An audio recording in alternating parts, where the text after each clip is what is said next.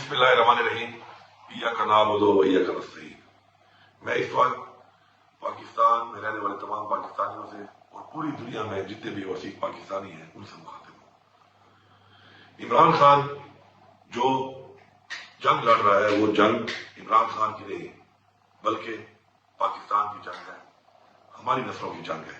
हम सब पर यह फर्ज है कि इस वक्त इमरान खान को जो बेगुनाह कैद किया गया है और हमारी पार्टी के साथ जो जुल्म और फसाइयत जारी है उसके लिए हम सब ने निकलना है।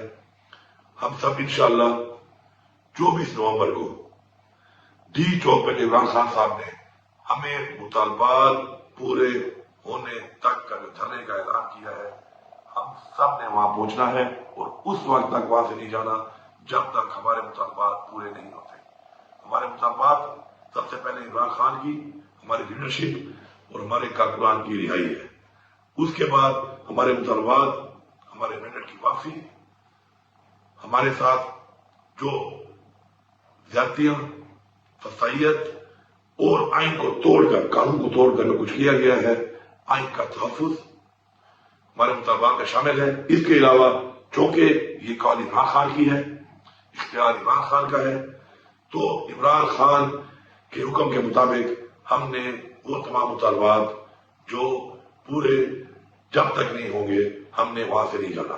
मुझे पूरी उम्मीद है और मुझे यकीन है और हमारा ये ईमान है और हमें ये हुक्म है कुरान में कि अमर बिल मारूफ, कि हमने हक और सच का साथ देना है।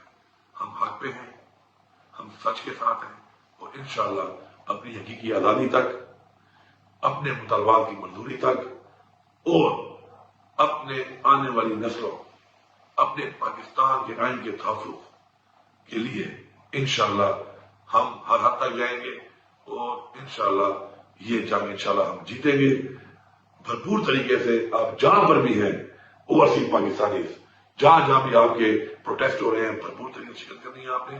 और पाकिस्तान के तमाम लोगों ने, सब ने एक ही मंजिल है, डी चौक, जहां पर हर सूरत में पहुंचना है। जितनी भी रुकावटें हों आप इसका मुकाबला करना है।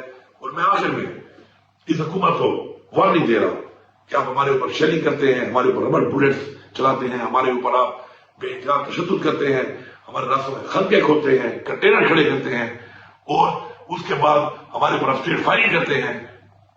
कोई भी नुकसान अगर होगा, किसी का भी नुकसान होगा तो ये हुकूमत उसकी जिम्मेदार होगी और आपने इस दुनिया में भी हिसाब देना है और उस जहां अल्लाह को भी हिसाब देना है। मेरी तमाम लोगों से ये अपील है कि जो इनके हुक्म के ऊपर इस तरह का जुल्म और जबर करते हैं कि आप हक का साथ दें, आप आइन के मुताबिक जो आपको जिम्मेदारी दी गई, जिसे आपने हल्फ लिया है, उसके मुताबिक आप अपना फर्ज पूरा करें। किसी का गैर कानूनी ऑर्डर मांगकर, अपने ही लोगों पर जुल्म करके, जबर करके, गैर कानूनी तरीके से तशद्दुद करके आप न इस जहां से शुरू होंगे और न उस जहां से शुरू होंगे। आप सबका